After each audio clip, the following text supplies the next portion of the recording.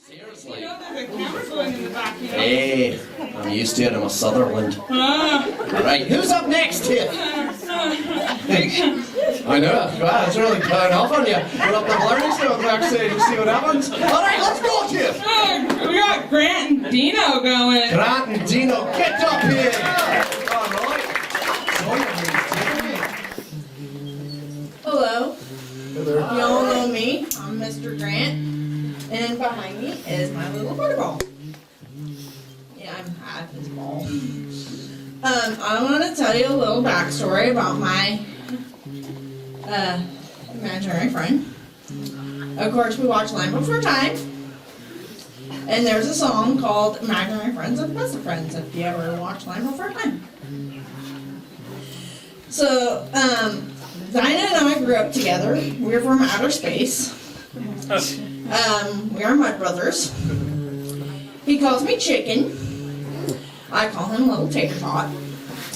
And when he was a baby, I know that. Here. He loves balls.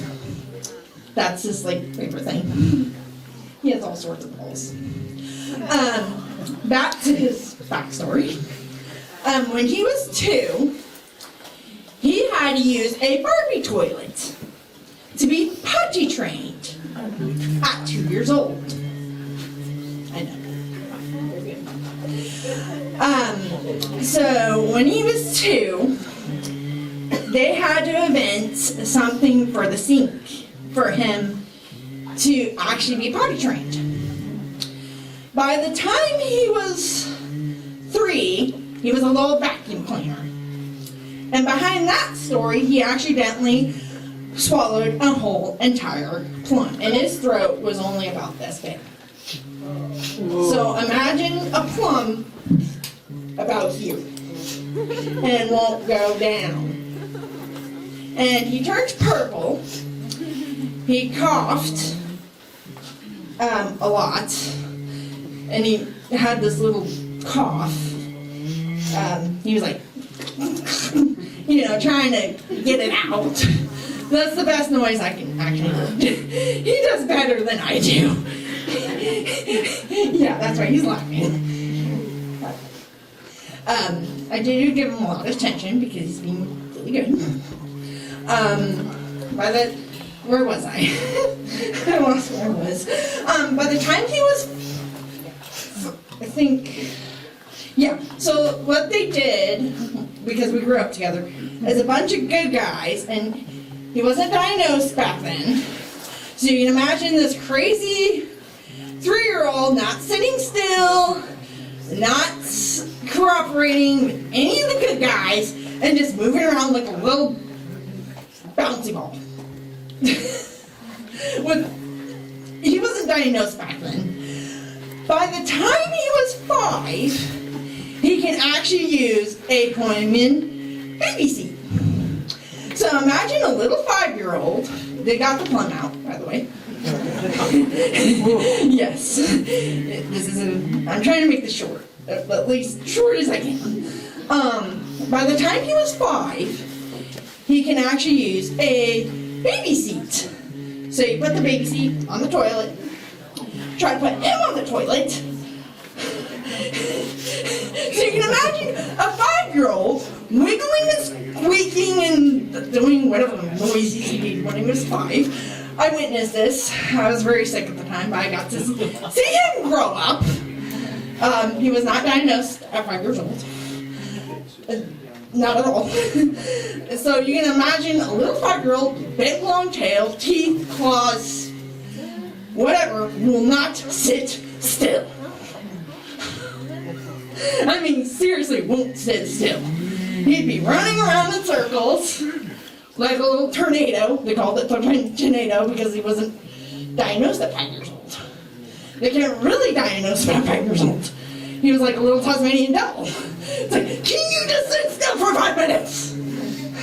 Trust me, half my guys were like losing their minds.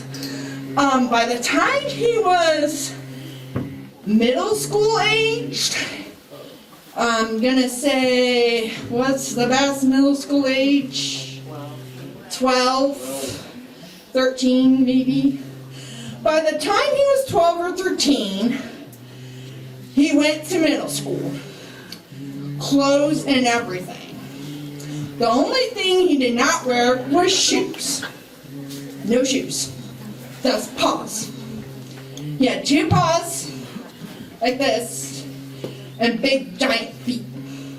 He had 2 giant T-Rex feet back then, and they could not put tennis shoes on him. He would tear those tennis shoes up in like 30 seconds. So, yes, he had strong teeth. They tried, but he would just tear them up in like 2 seconds. Like, why can't you just keep your shoes on? Why do you have to destroy them like little tissue paper? Trust me, they were very, very frustrated by them at like middle school age. So one day, when he was in middle school, a guy, big, giant, You got 1 more minute. Keep going. You're doing great. I'm sorry, I'm trying to. It's perfect.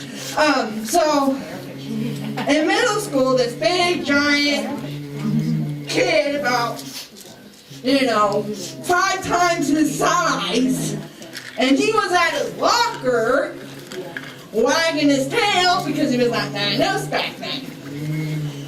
And the kid decided to kick him. And apparently, he had bones like glass.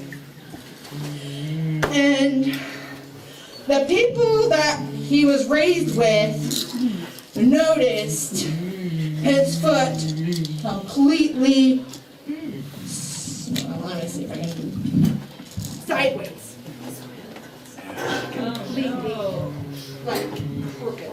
So I could turn my hand like this, but it was like that. So it was completely destroyed. I mean, I can't turn my hand on a 90-degree angle.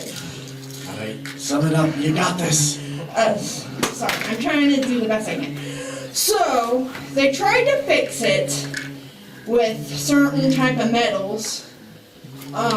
They tried everything they can think of to put the foot back together. But the time he hit high school age, which is, I'm not sure, maybe 19? 14, sounds about right.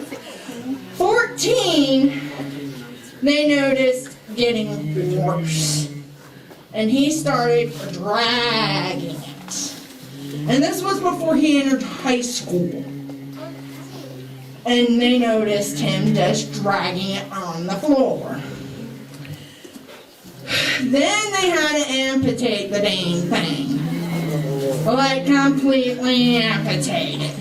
Bring us to the end, Grant. You got this. So what they did, imagine this is his foot, and they chopped it about like here.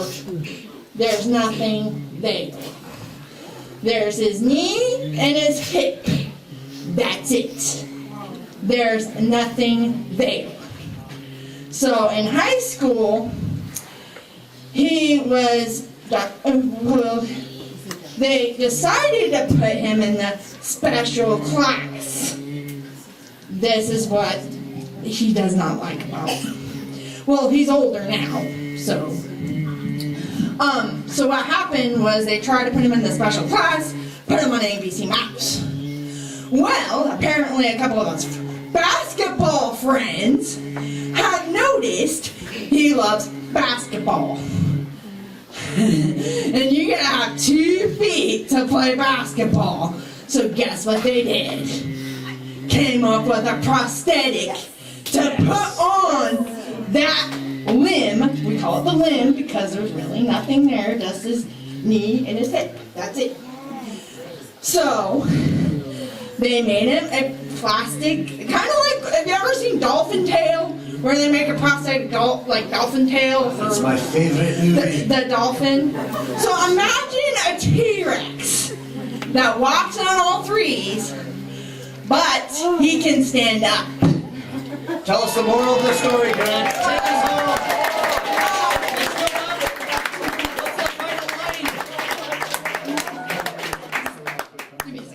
I'll give you 10. So the end of this great story is his friends that played basketball with him decided to get him out of that class. And they started to take him out of that class very gradually. And it's like, you know what? This class, it's just sitting at a fucking computer. This is stupid. That's my job. And these are basketball people, so you know, we throw down all sorts of stuff. They're like, you know what? He's too smart for this shit. Yeah.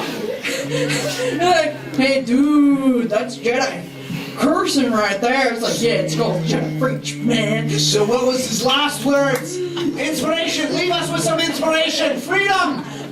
So what they did was they got him through high school, and then they got him out of his really bad foster home.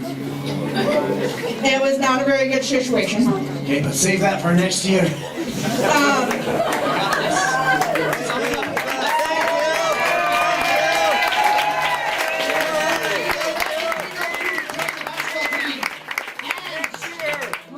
This is actually really cool. After they got him out of his really bad foster home because he ate a whole entire turkey.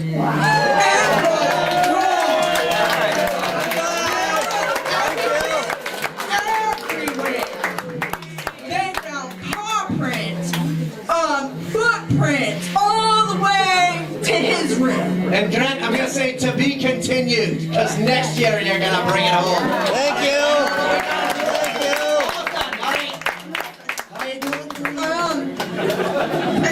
All right. I'm almost done. To the truth of Scotland. Let's go. So they got him out of there because the foster home people were like, we're just gonna kick him to the curb. And half of them decided to turn into cops. And the cops were like, oh, hell no, you don't. So what they did is they stepped up, Let's say and goodbye. this is what they said. Bad boys, we're gonna get Deeno, we're gonna train him, and we're gonna keep him as our pet.